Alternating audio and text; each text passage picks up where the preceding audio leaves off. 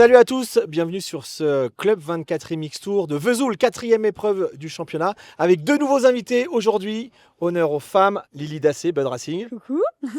Et Maxime Després, honneur Hello. aux hommes maintenant. Yamaha, GSM, Daffy Michelin. Lily, ravi de t'accueillir sur ce podcast. Ravie d'être là aussi. Journée poussiéreuse, hein. Ouais, journée un peu poussiéreuse au bord des circuits, mais bon, il faut donner pour avoir des belles images.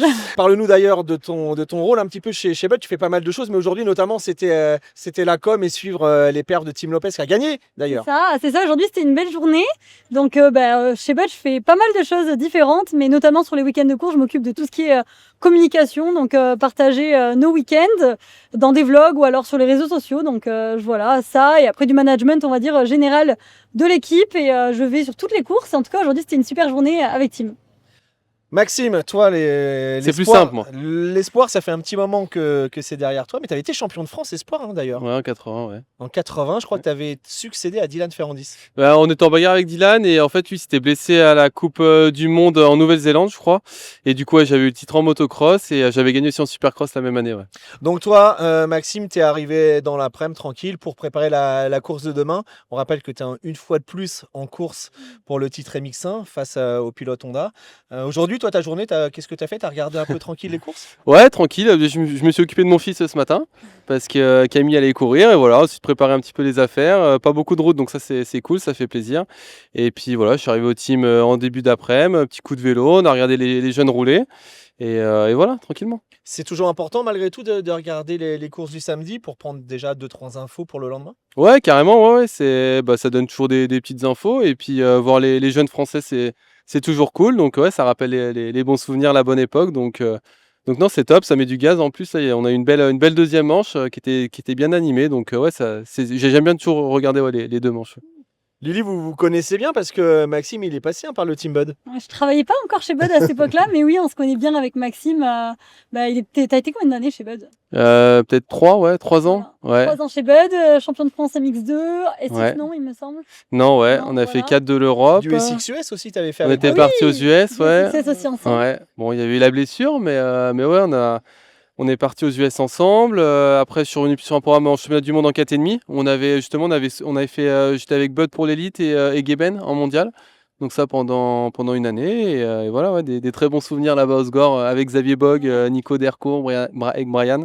C'était des très belles À années. Ouais. l'époque, il venait me chercher et on faisait des soirées Monopoly. Et qui gagnait du coup? Bon, je pense que c'était moi, bien sûr. Ouais. On laissait gagner. Sinon, Lily, pour revenir un peu sur ce 24 Mix Tour, c'est vrai que ça se passe hyper bien pour le Team Bud puisque Team Lopez donc est leader. Il était leader, il n'avait pas encore gagné de course. Ouais. Ça y est, c'est fait avec le doublé aujourd'hui. Et puis les deux pilotes aussi en MX2. Garcia qui est devant et qui domine clairement les opérations. Et puis Canon qui n'a pas eu trop de réussite à remanier, mais qui est dans le coup aussi tous les week-ends. Donc c'est quand même un sacré début d'année pour vous.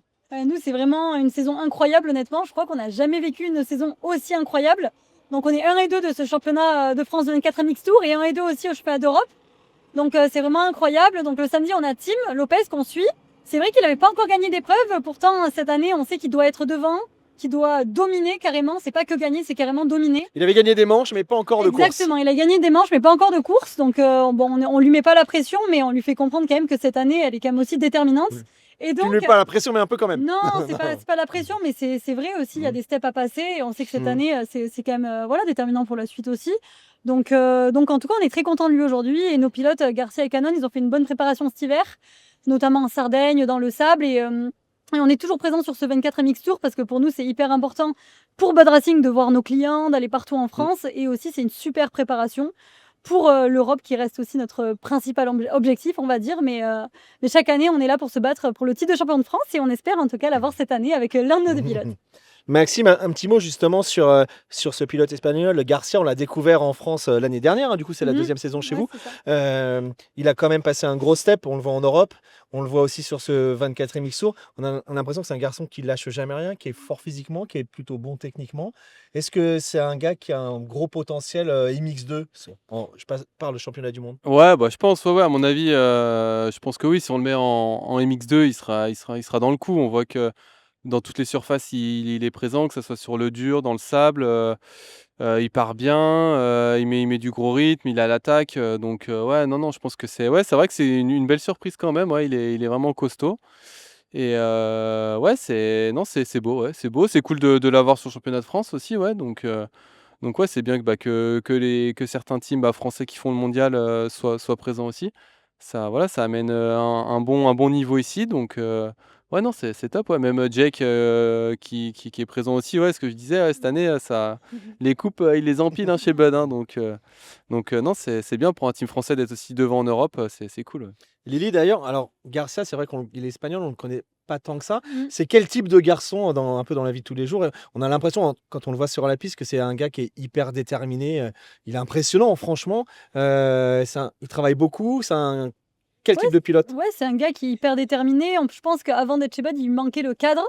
Donc en fait, c'est pour ça qu'il gagnait pas. Mais mon père, il avait remarqué qu'il avait vraiment, techniquement, il était vraiment bon. Donc c'est pour ça qu'on l'a pris parce qu'on sait qu'on peut lui amener des choses différentes. Et c'est quelqu'un de très sérieux, honnêtement. Bon, bien sûr, ils font des petites bêtises parce qu'ils sont jeunes, donc il faut bien les cadrer. Mais en tout cas, quelqu'un de très gentil, très respectueux. Nous, on est très très contents, en tout cas de lui, de bosser avec lui. Et voilà, c'est quelqu'un il a quand même on va dire un gros gabarit pour son âge parce qu'il a seulement 18 ans. Ah, il a que Il a 18 ans. que 18 ans. Il va Ok. faire 19 ans cette année. Mais du coup, il a fait quand même pas mal de diètes et on sait par exemple c'est quelque chose de difficile à 18 ans et tous les jours il a sa balance, il amène au team tous les week-ends de course dans sa valise. C'est quelqu'un de déterminé dans la vie de tous les Ok. jours et sur la piste. D'ailleurs, il y a pas de le Grand Prix de France arrive bientôt à La Capelle. Il n'y a pas d'Europe ce jour-là. Ouais. Est-ce que vous allez aligner justement les pilotes d'Europe en championnat du monde? Ouais, du coup, ça sera leur première épreuve en MX2 pour les deux. On leur dit quand même de pas se mettre la pression et surtout, voilà, on sait que Garcia surtout, lui, il a les dents qui rayent le parterre, qui veut absolument faire ce Grand Prix MX2, montrer de quoi il est capable. Mais on lui dit quand même que, voilà, faut quand même rester sur ses roues, c'est principal. Mais on sera là-bas en tout cas avec nos 2 pilotes et on a hâte de voir quand même ce qu'ils vont faire. Ok. Maxime, je crois que toi, tu seras aussi au Grand Prix de France, avec une aide d'ailleurs de la Fédération française Ouais, qui a pris ouais. en charge l'engagement. Mmh. Donc, c'est plutôt cool. Ouais, c'est cool, ouais, ça fait, depuis, je crois, 2019 que j'ai pas fait de Grand Prix. Non, en 2021, ouais, j'avais fait aussi La Capelle, la justement. Capelle justement, ouais, avec le team, GSM. Donc ouais, c'est cool, ouais, c'est cool de refaire un Grand Prix et voilà, la Capelle, je pense que c'est une piste quand même, on va dire assez technique au final, donc ouais, on y va, sans forcément de grosses, enfin, sans pression parce que voilà, ça fait pas partie du championnat. On va essayer de quand même de y aller à 100%, d'essayer ouais, de rouler à mon niveau tout simplement et puis On voilà. a vu que, honnêtement, ton niveau, enfin, on te connaît depuis longtemps. Tous les ans, tu es toujours au top. Ça baisse pas. Même, on a même l'impression que tu continues de progresser. C'est assez dingue. Impressionnant. Moi, j'aimerais bien que tu reviennes sur cette manche de Romagné parce que, première manche, tu es resté avec Carlings quasiment ouais, presque 15 minutes, quoi. Ouais, 12 minutes, ouais. 12 minutes. Ouais, ouais. Je sais pas comment tu l'as vécu cette course. Ouais, non, c'est vrai que je me sens quand même bien sur la moto. Techniquement, je pense qu'en fait, on a bien évolué. Et du coup, limite, après la manche, j'étais pas énervé, mais un peu frustré, ouais, d'avoir lâché un peu trop, ouais, trop vite, quoi. Et du coup, ouais, du coup, on en demande un petit peu plus. Je pense qu'avec la moto, on a encore un petit peu de boulot, du coup, parce que c'est vrai que, on va dire, j'en demande un petit peu plus, ouais, sur le moteur, sur les suspensions. Donc voilà. Après, on n'a pas les aides comme les Team Factory, donc on essaye d'avancer aussi là-dessus. Mais c'est vrai que oui, je me sens bien sur la moto, physiquement aussi.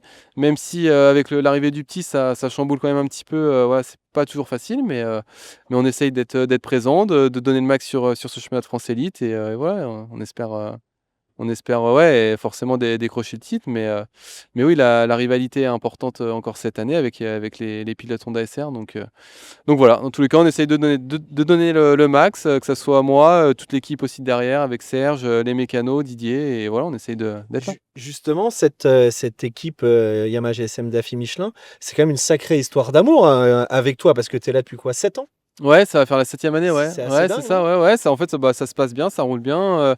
Le team est pas très loin de la maison, donc ça c'est pratique aussi pour refaire les motos. C'est pas comme avec Bud où fallait traverser la France, mais ouais, je pense on a évolué aussi ensemble. Voilà, moi j'ai évolué, Serge aussi, et je pense que c'est ça qui fait que du coup on continue à être ensemble.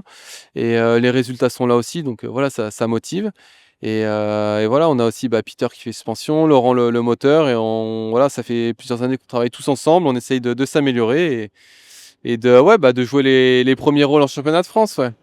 Vous, Lily, ça se passe bien aussi parce que ces dernières années, ça a beaucoup progressé aussi l'équipe Bud avec le titre européen de Mathis Valin. Là, vous le jouez de nouveau. Ça se passe comment, notamment avec les relations avec Kawasaki? Le Team Bud, c'est vraiment le tremplin pour permettre aux pilotes Kawa, après de passer en MX2. C'est une sorte de team support Kawasaki Europe, en fait, c'est ça? C'est ça. Nous, du coup, cette année, ça fait 20 ans qu'on est avec Kawasaki. Donc, depuis le début du team, on est avec cette marque.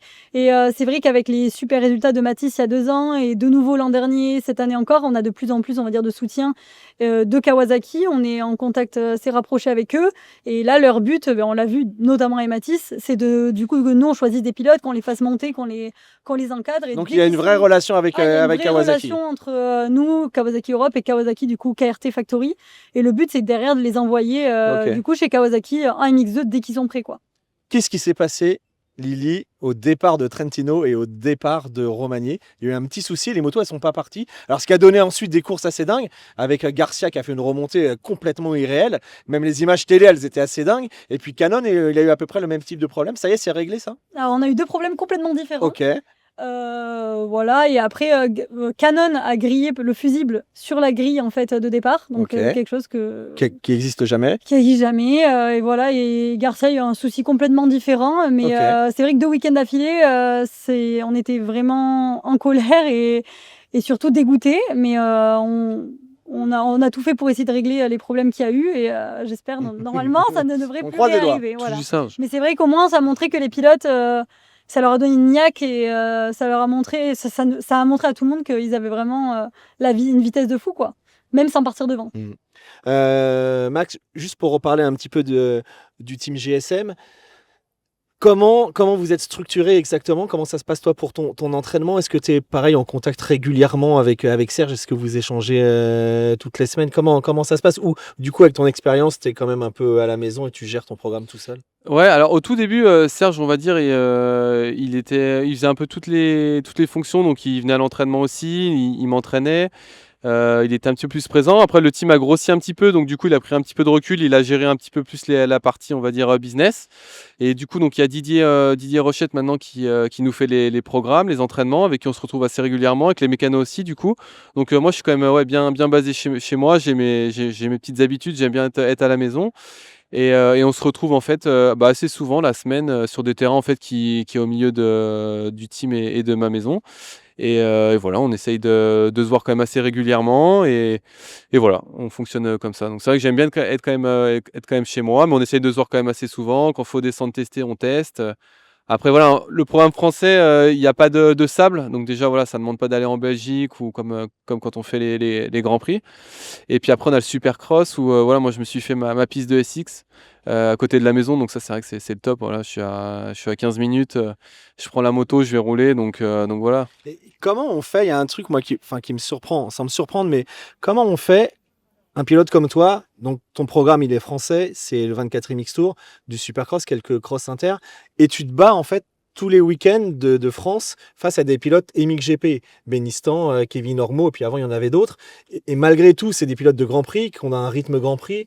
Comment tu fais en fait justement pour, sans ce rythme Grand Prix, réussir même à les battre et parfois être champion de France devant eux?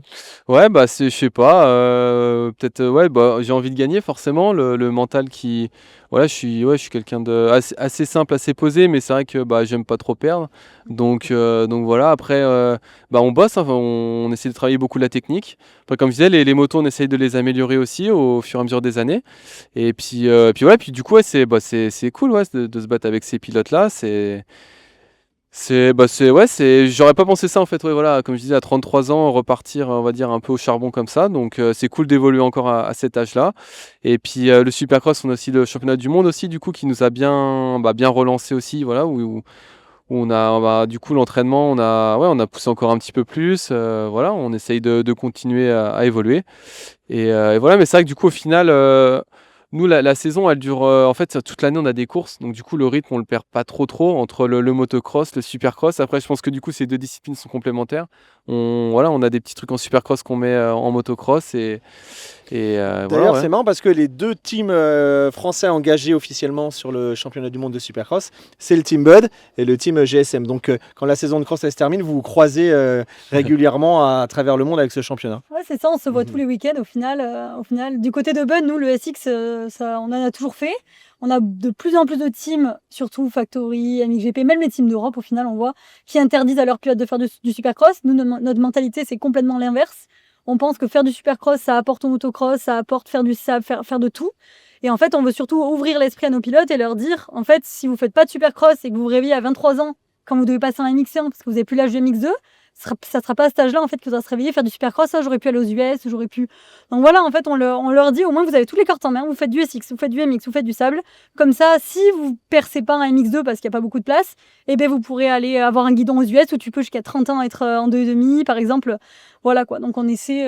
Vous avez déjà validé les pilotes là pour le championnat du monde de Supercross ou pas? On est pas mal on est en discussion avec plusieurs pilotes, mais c'est pas encore fait. aucun de signé. D'accord. Et chez GSM, donc toi tu vas rouler Max en 4-5 ans? 4,5, ouais, normalement. Ok. Ouais, Parce que jusqu'à présent, tu as fait tout le temps en 2,5. Ouais, 2,5, ouais. Et les autres pilotes, tu as déjà un peu des idées? Peut-être Jordi Tixé qui Ouais, je sais pas. Tu sais pas. Ouais, je voudrais pas dire Ça, de fausses infos. Faut demander à Sergio. Sergio. Ouais, mais ouais, le World, ouais, voilà. Ouais. Du coup, en 4,5 normalement. Et puis, j'avais fait 3 ans, je crois, c'est quoi, 3 ou 4 ans qu'on le fait, ouais. En 2,5, c'était cool aussi justement de redescendre sur la petite 2,5 et puis de remonter en 4,5 à chaque fois pour le motocross. Donc peut-être que ça aussi ça a aidé un petit peu, ça remet un petit coup de boost. Et voilà, c'est tout ça qui fait que du coup on en est là aujourd'hui. Un petit mot sur le championnat de cette année, le 24e Mix Tour. L'an passé, ça avait été splitté. On n'avait plus forcément sur toutes les courses les juniors et les espoirs. Là, c'est revenu à la formule initiale. Et j'aimerais bien avoir ton avis sur ce début de saison. Il y a eu, ça va être la 4e course ici, mais on a l'impression qu'il y a une sorte de renouveau un petit peu, de belles épreuves. Du beau temps, déjà, ça change pas mal de choses. Ouais. Du public, plus de pilotes. Ouais. Et puis des catégories assez ouvertes finalement. Ouais, non, c'est top d'avoir tout le même week-end, moi je trouve. Même pour les structures comme Bud, qui ont des jeunes, voilà, ça permet à certaines structures d'avoir des jeunes pilotes aussi, donc non, c'est bien. Moi je trouve ça fait comme les grands prix au final, hein, c'est un peu le même principe. Et puis comme ça on voit un peu les jeunes qui sont devant, on les suit, on est dedans. Donc non, moi je trouve ça bien. Les pistes. Alors après le problème c'était que certaines pistes pouvaient pas accueillir, on va dire, toutes les catégories au niveau du paddock. C'était ça qui est un petit peu compliqué. Du coup c'est vrai qu'on a un peu les mêmes pistes. C'est un peu le seul point un peu pénible, quoi. Voilà, il y a certains circuits qui pourraient pas accueillir, on va dire, tout le paddock. Donc c'est le seul truc un peu chiant. Mais sinon, non, moi j'aime bien avoir tout le même week-end, ouais, c'est top. Tu t'en as brièvement parlé tout à l'heure, mais est-ce qu'il y a des jeunes justement qui t'impressionnent plus que d'autres dans cette nouvelle génération? On voit des garçons qui arrivent quand même du 65 qui sont hyper performants. Ouais, les Alors, deux petits jeunes. Il est hyper rapide aussi, mais c'est ça, quand même sa deuxième année chez les Espoirs. Voire sa troisième année, quand on voit Agulo qui sort de 65 à 12 ans, Timothée 16 qui a très bien roulé aujourd'hui, Arthur Hanlo qui est blessé mais qui est aussi super rapide. On a l'impression qu'on a une génération assez je pense que c'est clair, parce que moi à mon époque, quand tu allais faire le cadet, que tu étais au mini-vert, c'était... Ouais, si tu rentrais dans les 5, je pense que c'était quand tu avais 12 ans à l'époque, tu faisais pas des top 3. Moi je me rappelle quand il y avait Tixier, Clermont devant, Jolin, ça mettait du gaz, hein. Donc je pense que là il y a une belle génération qui est en train d'arriver. Donc cool pour l'élite de les avoir avec nous et puis on va suivre ça.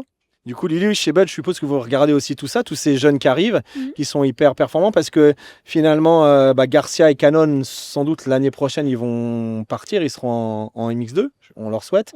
Tim, il va forcément monter aussi en 125, donc le but, c'est quoi? C'est de trouver aussi un jeune qui va prendre la place de Tim. Vous regardez déjà un petit peu comment ça peut se passer? Pour le moment, on réfléchit exactement à ce qu'on va faire, parce que on veut faire les choses et les faire bien, donc prendre trop de pilotes, c'est compliqué aussi. Mais c'est vrai qu'on regarde, là on a une super génération de Français au niveau du 85. Il y avait eu un petit creux depuis quelques années, depuis on va dire Mathis Valin. Il y a Sonny Way qui roule très bien en 125, mais entre temps il n'y avait pas d'autres pilotes. Et oui, pourquoi pas, on aimerait prendre un petit jeune pour intégrer la Bud Academy pour l'année prochaine en 85. On a créé la Bud Academy pour commencer en fait à connaître les pilotes. C'est pas les faire rentrer dans la structure Bud à plein temps, avec un entraînement à plein temps. C'est pas du tout ça. Nous, on veut qu'ils restent Parce chez que eux. Tim, il est pas encore comme ça. Il Non, vient du pendant tout. les vacances, etc. Ouais. Mais il est encore à l'école chez lui, etc. C'est C'est ce qu'il ça. nous a expliqué la dernière Ouais, fois. c'est ça. C'est Tim. Il est Ouais. encore à l'école chez lui avec son papa et c'est très bien. C'est très bien Mm. comme ça en fait. Nous, du coup, on lui fait sa moto de course qu'on lui amène sur tous les élites. Donc, il est sous le haut-vent pendant les élites et on fait toute la préparation de la moto. Et après, il y a Thierry Van Den Bosch qui lui donne des conseils, notre entraîneur, sur les courses et à certains entraînements parce que Tim, il habite pas loin de chez nous. Et sinon, il vient juste pendant les vacances de temps en temps. Le but, c'est Ok. d'apprendre à se connaître, pour voir si ça peut matcher ou pas pour l'Europe et commencer à former un peu les pilotes à notre façon aussi. Mais on les laisse quand même faire leur vie. Ils sont quand même très très jeunes, comme tu l'as dit. Donc, il y a encore beaucoup de temps avant d'être, on va dire, en demi, quoi. Ok. Je voulais juste rebondir sur Thierry Van Den Bosch, qui est le coach de chez Bud. Maxime, donc toi, tu l'as dit, tu as 33 ans, tu es encore jeune, hein. Il n'y a pas de problème. Mais Ouais. est-ce que cette fonction de coach, par exemple, c'est quelque chose dans ta reconversion qui pourrait t'intéresser? Ouais, je sais pas trop. Honnêtement, j'ai pas trop Là, tu pensé. es encore vraiment dans l'esprit Ouais, je pilote. me donne encore cette année, je dis 2 ans. Et puis on verra après. Ouais, honnêtement, je sais pas. Parce j'ai pas mal de projets aussi. En fait, mes parents ont une carrosserie. On a déjà monté un petit business avec mon frère à côté. Donc, normalement, je devrais reprendre aussi le garage. Donc ça va déjà bien occuper. Après, je pense que oui, j'aurai toujours l'ADN du motocross et je pense que je viendrai quelques week-ends. S'il y a peut-être un petit de la région qui roule bien, pourquoi pas filer un petit coup de main. Ouais, je pense que j'aurais quand même t'es pas encore- besoin de ça. Ouais. Mais tu n'es pas encore complètement là-dedans. Non, ouais. Ouais, parce que le truc c'est que tu dédies ta vie au motocross. Les week-ends, voilà, tu pars encore. Et maintenant, ouais, il y a la petite famille à côté, donc Ouais, se poser un petit peu. ouais, se poser un petit peu. bien C'est vrai que depuis que je suis gamin, je suis sur des terrains de moto, donc ouais, mais j'aime ça, hein, forcément, mais ouais, peut-être voir aussi un peu d'autres choses, profiter aussi autrement, donc on verra comment ça va se passer. Après, je pense que dans l'idée, j'aimerais toujours faire un petit peu des courses, même si j'arrête ma carrière, mais faire quelques courses comme ça pour le plaisir. Ouais. Ok, bon bah écoutez, merci à tous les deux, c'était très sympa.